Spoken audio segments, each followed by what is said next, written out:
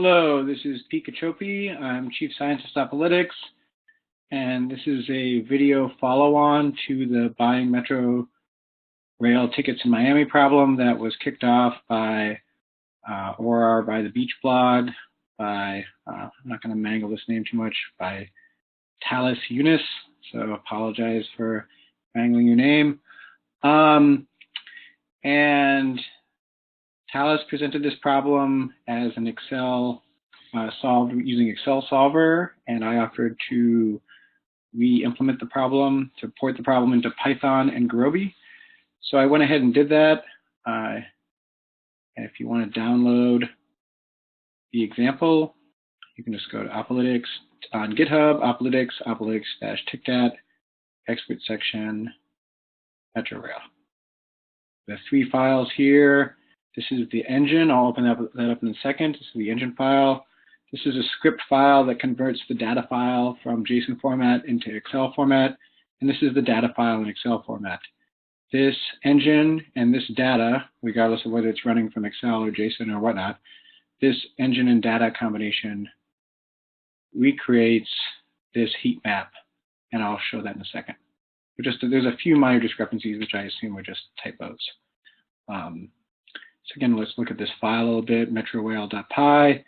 So there's a lot of Python here that I'm not going to walk through right now, but if people want me to write a blog post going through sort of line by line, explaining how TicTat fits in and how GrobyPy fits in and what each of these subsections of the Python script are doing, I'd happily do that.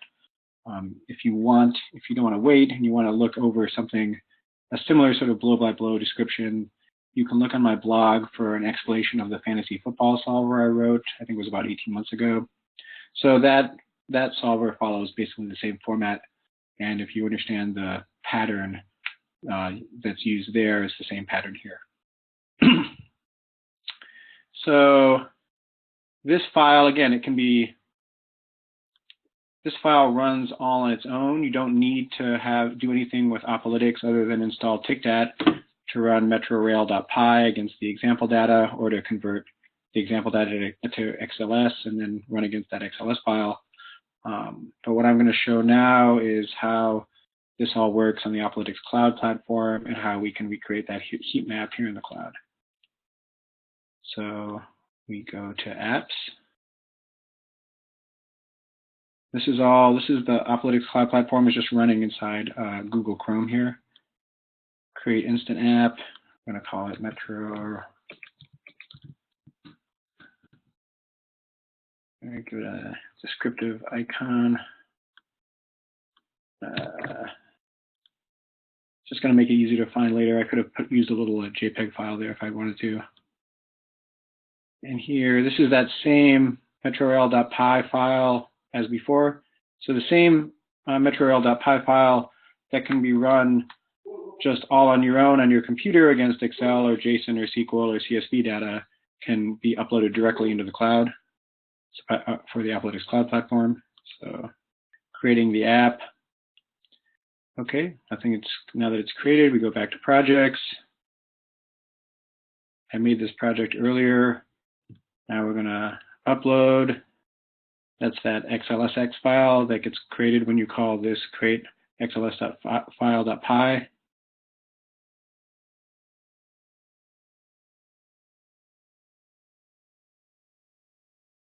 And when we upload it, we're going to indicate that the solver that we just created, that little m big R solver, is the solver we want to associate with this data set.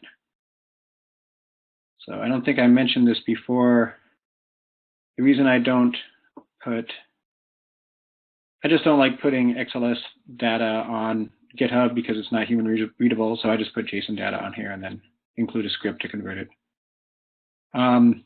Okay, so anyway, back to the point.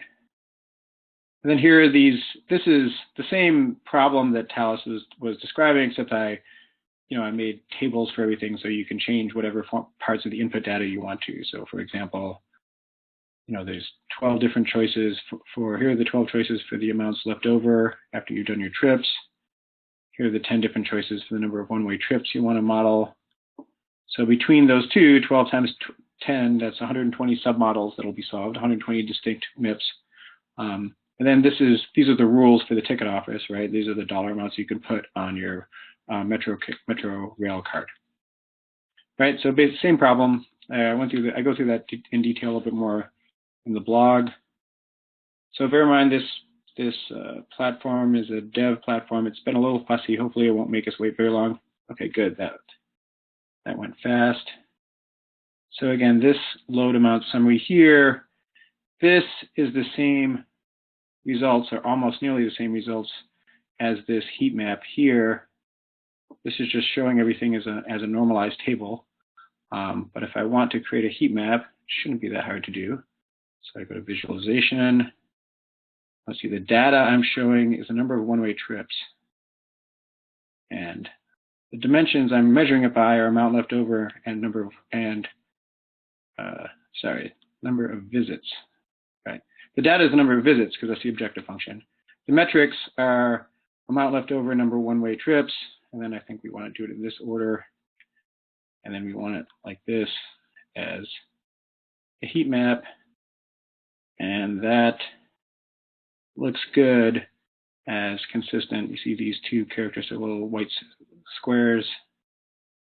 Those appear to be the same that Talus has here, 0.25 and 1.25. And if you wanted to, we're using a different color scheme than him, but you can hover over and get consistent results, right? So you can match that up with whatever you see over here. I believe that was that one.